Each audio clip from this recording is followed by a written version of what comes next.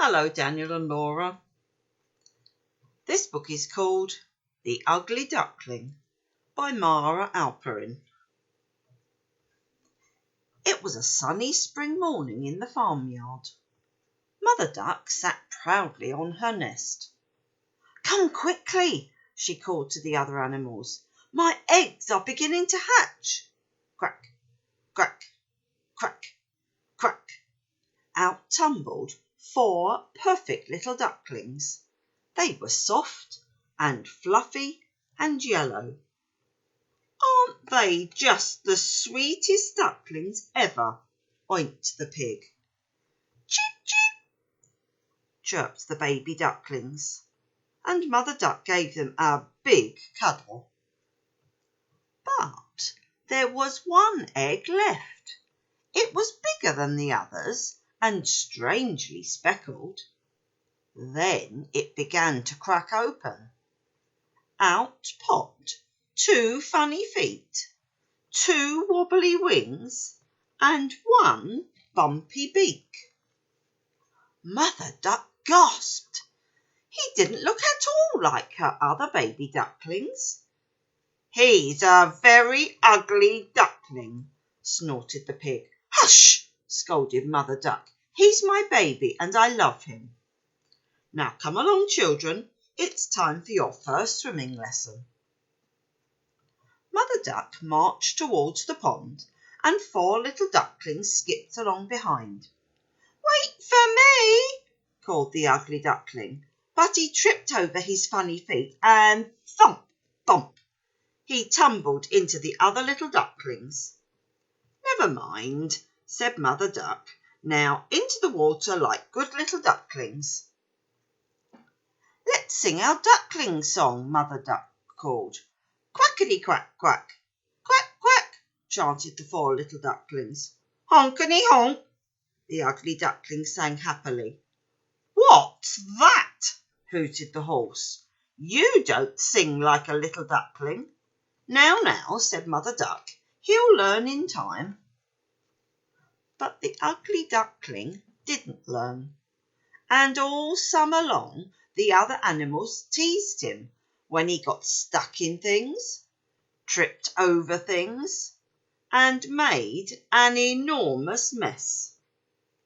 No matter how hard he tried, the ugly duckling just didn't fit in.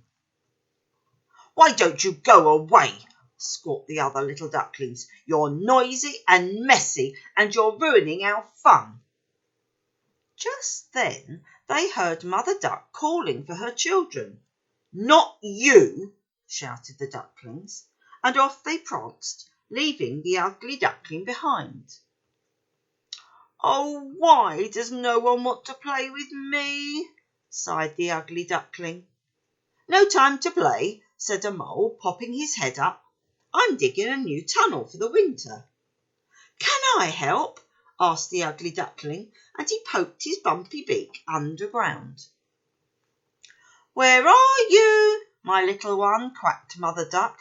"We can't wait any longer. It's time to fly south for the winter." "I'm coming," cried the ugly duckling.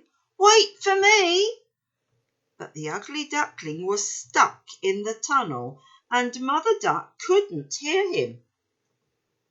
The ugly duckling wriggled and wiggled and he pushed and he pulled until pop! At last he was free. But it was too late. They had left without him. "Oh no," sniffed the ugly duckling. "I'll never catch them up now. I'm all alone." The days and nights grew colder and the ugly duckling sheltered in the hollow of an old oak tree. And as the snowflakes fell, he curled up in his long wings and dreamed of sunny days and games in the meadow. At last the sun peeked out and the frozen pond began to thaw. Then one day a beautiful swan glided across the sparkling water. The ugly duckling peeked out from behind the reeds. "I wish I could go and swim with her," he said, "but I'm too ugly to be her friend." And he gave a little sob. "Who's there?" called the swan. "Come out and play." "I can't," whispered the ugly duckling. "I'm too funny looking and everybody laughs at me." "I won't laugh," promised the swan. "I don't mind how you look." So the ugly duckling took a deep breath and stepped outside. "But you're beautiful!" exclaimed the swan. "Look!"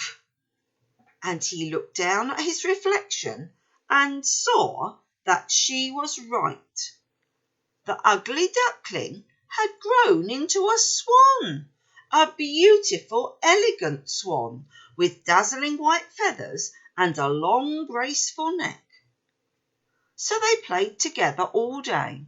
He was very happy indeed. At last he was as beautiful on the outside as he was on the inside. And best of all, he had a friend.